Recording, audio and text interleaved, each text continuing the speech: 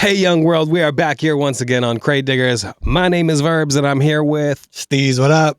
And we've got another one for you to vibe out and check out and react to with us today.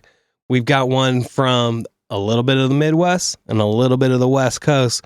We got Felt from Slug and Murs, Dirty Girl. Yes, sir. Let's get it. Let's go.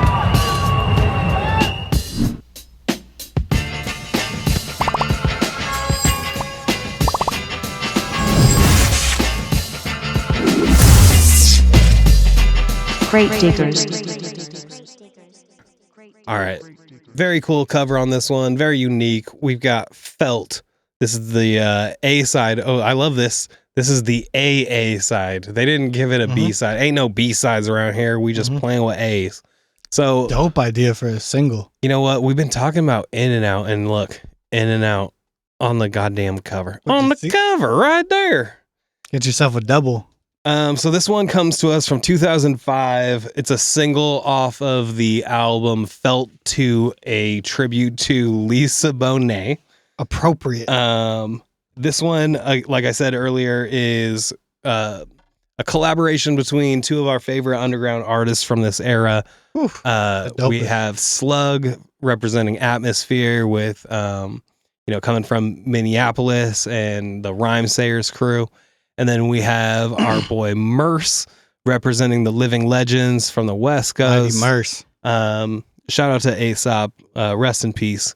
And yes, we loved the Living Legends. We loved Slug and Atmosphere. So when they decided to collaborate on Felt, the first one, it was a really fun album. Yeah. We enjoyed it a lot. I love that Grouch does production on there. It's kind of got sparse, kind of real loose style to it. Definitely out of the realm of both their, Slug can go a little more serious sometimes. He has his playful lane, but a little bit more serious. And then Murs at that moment was kind of shooting all over the place. He could do anything. With his Ninth Wonder produced album that was incredible. So yeah, this is a cool era of production from the underground here.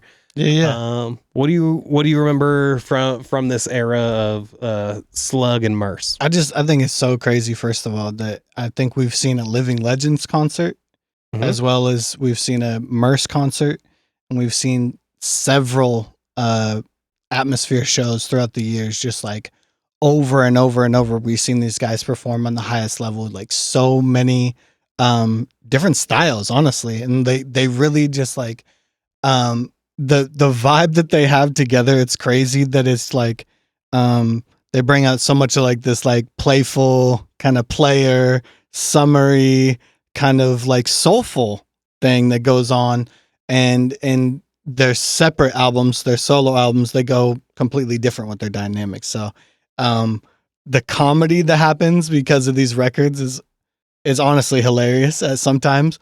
Well, you'll see it on this song. It's also a very funny song. But it is undeniably like really, really well produced and thought out, because I feel like the albums were a little bit spread out as far as the releases, and like I just remember loving them both. Honestly, just feel good albums. It is, yeah. So they have these very funny titles. The first one is a tribute to Christina Ricci, one of my all-time favorites. Come on, shout out Ricci. Who doesn't love Christina Ricci? We'll have you on the cast. Christina, come on. You know you want to jump on here. Lisa Bonet. Lisa, we love you. We don't have to talk Lenny Kravitz. We don't have to talk Aquaman. We don't have to talk cut that out. Zoe. We'll just talk about you, Lisa. So, please. So these are very funny, lighthearted. I feel like they definitely, like you said, they're kind of getting on their player shit. Yeah. Definitely talking about their experiences with girls. Life and being a rapper sometimes. This album though has a lot more. It feels more like a Atmosphere piece, because it has the Ant production behind it. Ant, we've talked about a little bit about Ant on the Brother Ali episode. Really skilled producer at finding samples, really great perfect loops. He always comes up with a great loop. And think about his mixing too. Clean. It like the drums hit with the sample with whatever's actually being added as layers, man, like And it's just one of those ones from the indie scene that's just like undeniable to me. Just amazing producer. So hyped do we get another track for him, because like every single time it's going to be a classic to me. I feel, we ended up getting to connect with these artists because, in the underground era of this, 2005-ish, most of these shows were, 1,000-person venue at the most, maybe a couple hundred sometimes. We got to meet him a few times. My favorite time that we met Slug, though, is Steez and I went to Minneapolis, I think in like 2017, 2018. Yeah. And amazing experience. Shout out DJ Bonix. I got to connect with DJ Bonix, Wiz Khalifa's DJ. Went and watched the solar eclipse and chopped it up at the radio station there with DJ Bonix. And then we talked about record stores that we needed to hit. And so there's a few quintessential record stores in Minneapolis. And what's it called? What could it possibly be called? So the record store that we met Slug at was called Electric Fetus. That's correct. Yes, that's correct. Where he worked. For your digital babies out there. Where he worked, right? I mean, I think that in the I don't know. past, something like that. He was definitely a regular there. And how I ran into him was that I was just digging through a crate and I didn't even look over. I just said something like, "Hey, do you dig here often?" Because I was just, going through and there's somebody standing next to me going through records. And then the voice that responded to me, though, I was like, oh, I mean, I know that voice. And it was Slug from Atmosphere. And I was like, oh, shit, I know you. Yeah. Sean, right? And I mean, he says his name's Sean all over the damn record.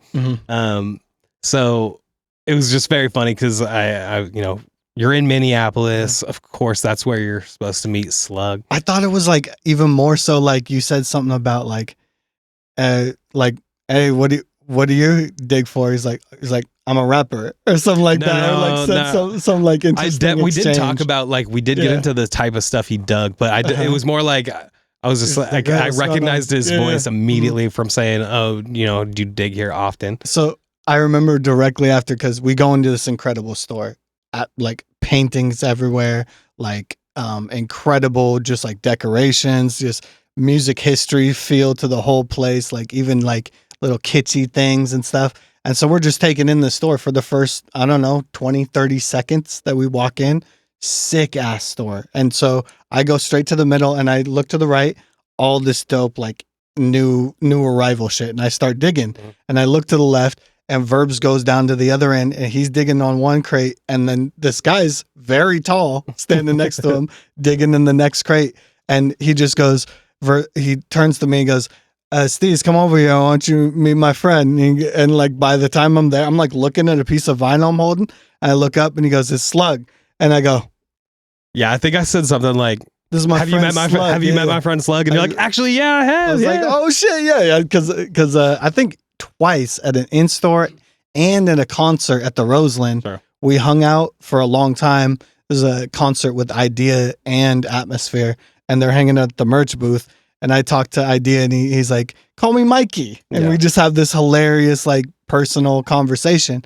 And I remember Atmosphere coming over after the like final act and just mingling with the rest of us, just like felt so welcome. We're like maybe 19, 22, like we're not really like their age. It just felt like this perfect like introduction for me as somebody who was like young into hip hop. It was just like, oh, these are just everyday people. Like they're trying to be funny, fun, creative. They love hip hop, flipping samples, talking about music. Like it was just the most relatable show to me. That actually was one of the like sole reasons I started producing and wanting to make music at all. Yeah. It's because I met these guys and I was like, dude, they're the best. Oh, Slug was the best. He gave us recommendations for where to get food, other record stores we needed to go to.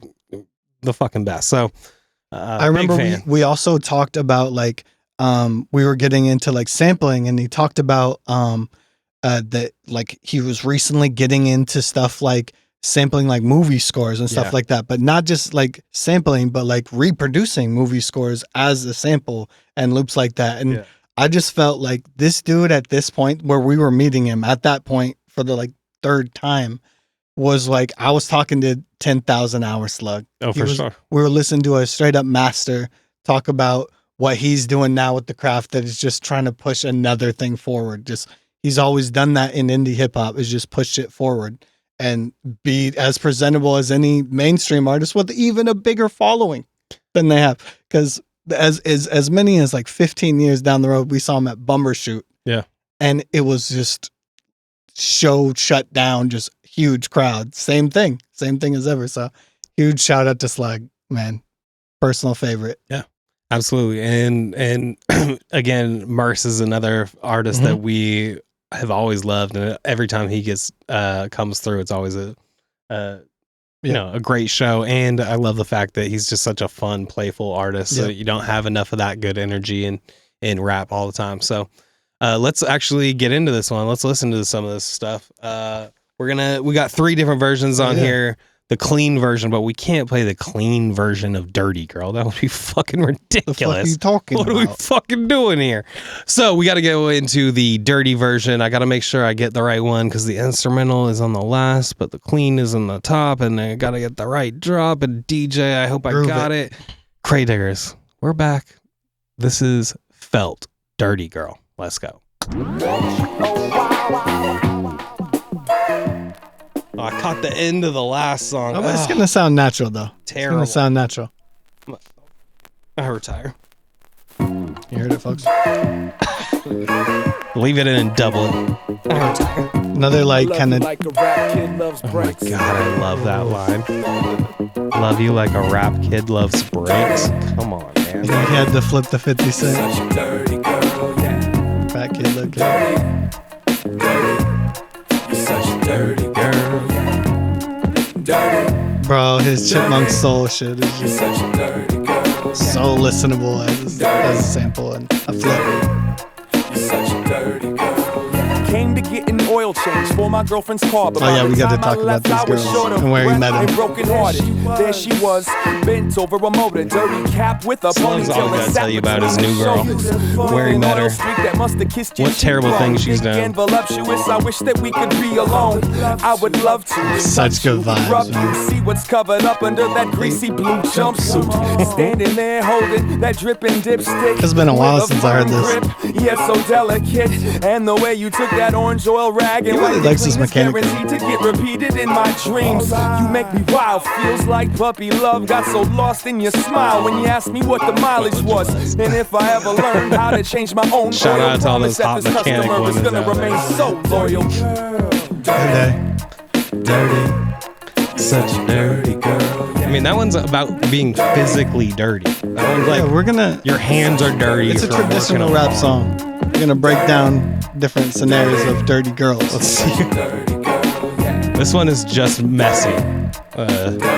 She doesn't vacuum. Now there's this hamburger stand, 30 minutes out of town. Okay, here we Used to go. go for the best veggie burgers around. That Listen to wasn't that until I voice, met this too. brown, guaranteed to astound. Murs got rap Or the voice. chef eyes It is deeper a than perfect sound. voice. She wore a It's dirty so green good. apron like a silk nightgown. He's very The Cali. cappuccino fingernails wrote my order down. 3 dots tattooed between a thumb and an index. 24 waist held a holster for the Windex. Heat from the grill made a mascara drip. The sweat on her face showed the fuzz on her lip. Them work pants couldn't hide the Interesting love detail. in them hips. Call it bad taste, but this girl was the shit. It's the way that hairnet kinda covered up her ear. Had me asking why the fuck she was even working here. But next time I following get this story, hungry, I'ma drive to Pasadena, cause I just gotta see her. Mi linda cochina. Gina. Such a good ending. That Dirty girl. yeah, he's Cali as fuck. Such a dirty girl. All right, do we get 3 verses on this, or do we just hook I'm out? not sure, man. It's been a while. I mean, I guess you can only do 2 because you gotta keep it even. So we're just gonna hook out. Yeah, There can't be a third dirty girl. that's it. That's it. You got 2 dirty girls in this life: a mechanic and one working at Burger a stand. burger stand. I like the added keys there. Yeah, that's a good element. The vocal stacks are cool in this too. They really opened up a lot. I always forget that I always drop a little scratch sample in there.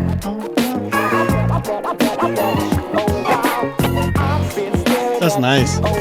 That's a good ass groove. It's just a chill ass groove. This is a great one for a sunny day ride, huh?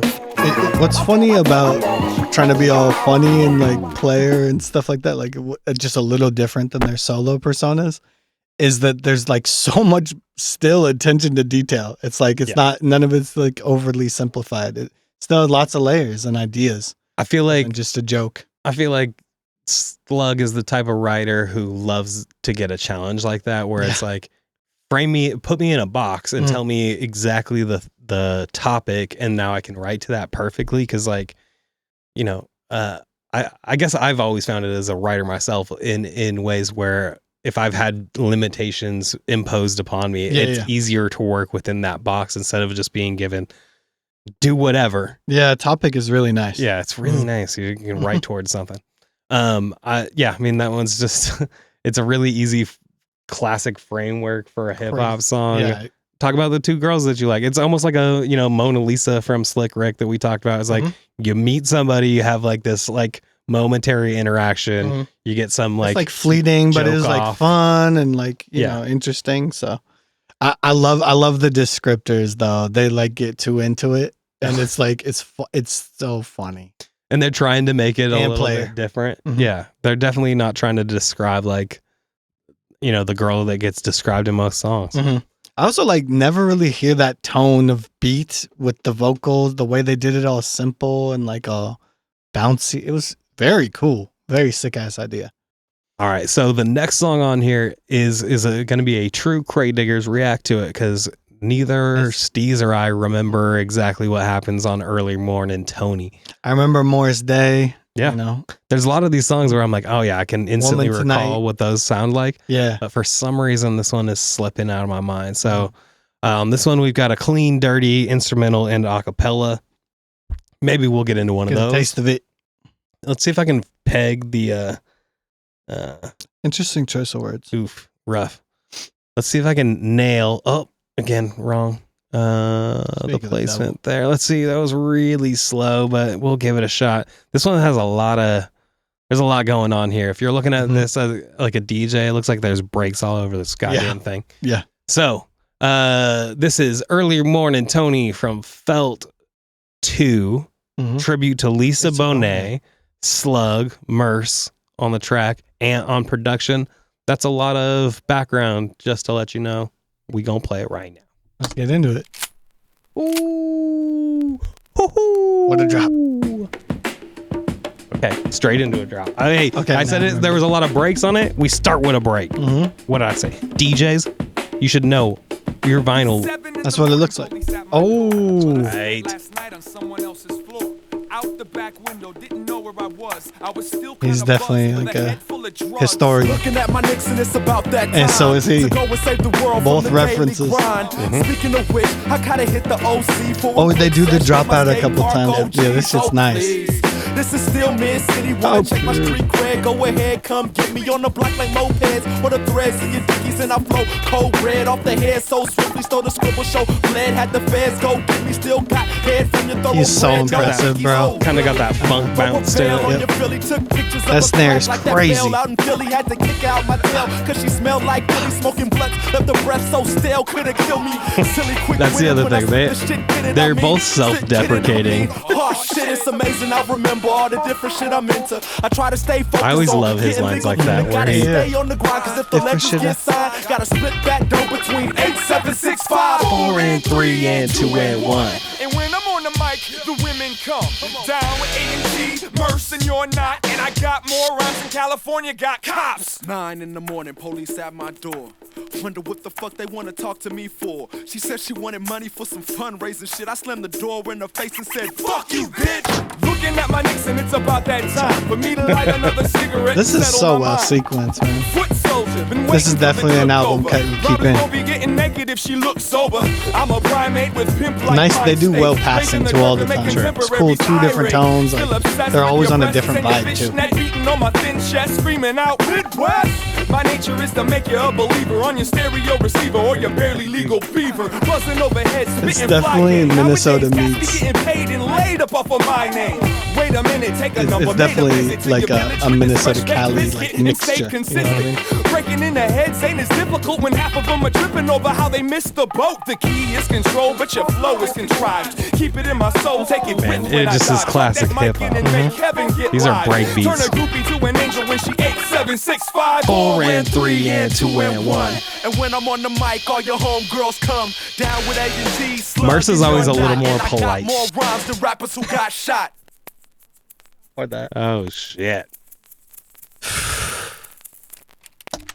Dang. All right. Early Morning Tony. This one I forgot was a bop. Bro, you saw the 2 tracks we played, and the energy level on Murs even specifically was just crazy on that one. He was like specifically like very focused on like traditionally barring out on that one. Well, because it starts with that break that Rakim used, you know, the slow doom, doom, doom, Yeah. doom, doom, doom. Yep. And then it breaks into a more high energy, almost, you know, it's got those little, you know, I gotta make sure that we get our little boop, boop, boops every episode. on the episode. Motherfucker. I just like that he responds by upping the energy level, because it's like it starts a little bit low and then he's got to match the high energy when it drops in. And I feel like it comes together well. It's a fun song, a little dirty. The first one was a little dirty. A lot it's dirty. a different era. 2005. We didn't think it's different back then. It's still like, it still sounds like a mix that you'd like to play in like this era too. It's just like, it's still All right. present. Everything's present. Tell me what you feel. Let's talk about the only scale that matters in the entire universe. Not numbers. Bopability. Talk That's about it. Tell me about Dirty Girl bopability. That was fire. I feel like verses aged well, beat aged well. The mix was crazy. Still like this like nice summery vibe, which we're kind of feeling right now. And it's like, I just still admire like the playfulness of the lyrics on top of like, there's still so much attention to detail that's like could be left out when you're trying to do comedic rap and stuff like that. It's like, it's not always like the choice, but to do artsy on top of it, like you said, there's 2 different artists kind of collabing and making that idea happen.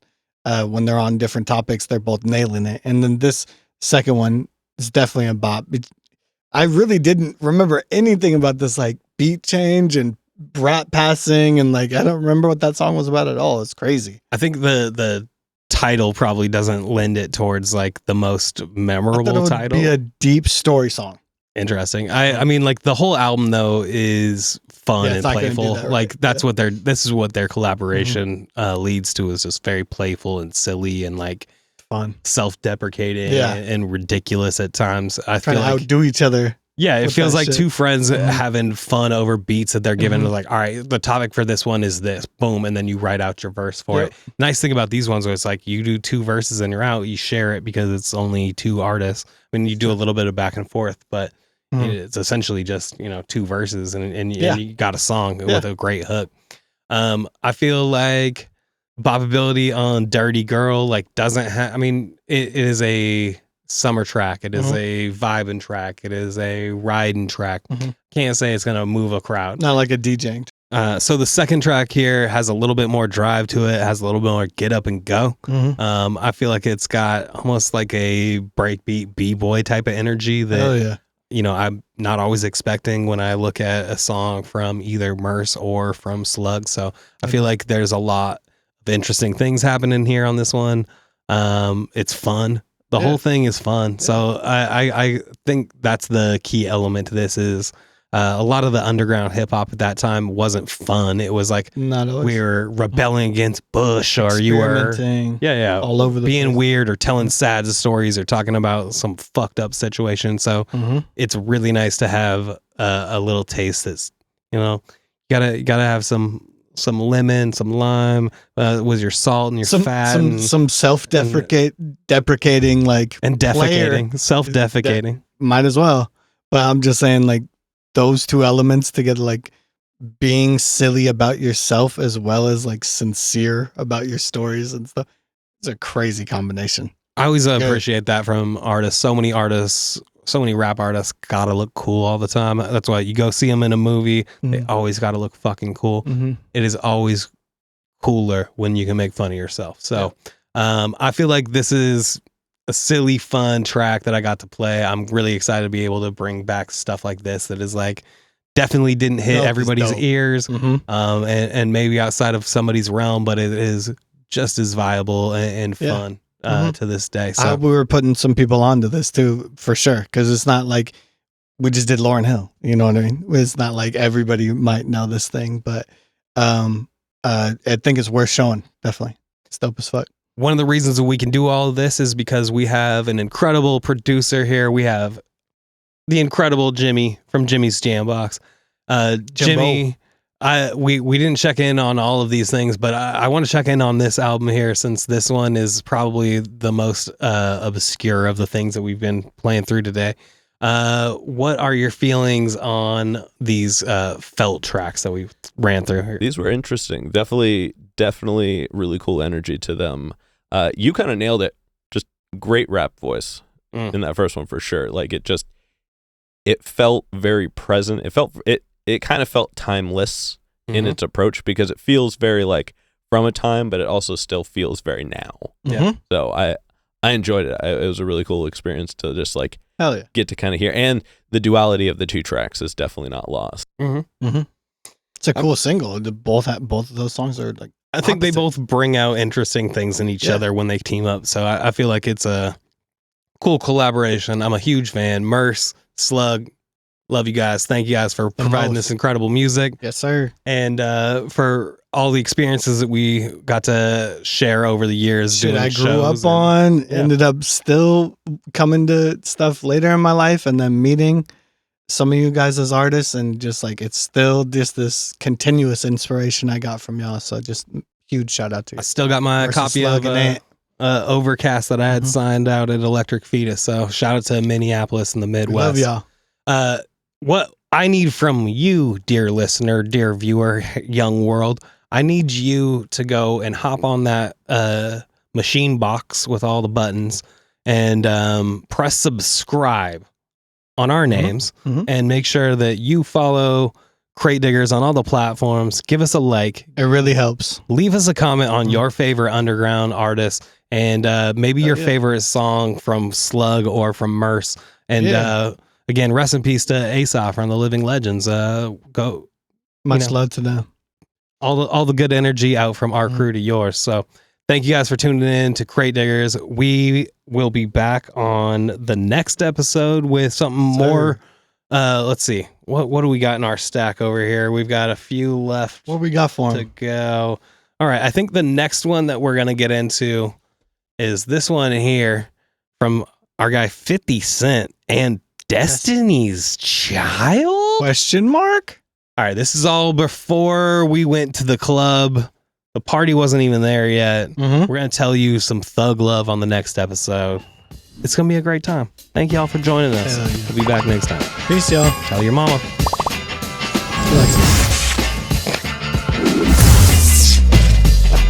Crate Diggers. And tell your mom.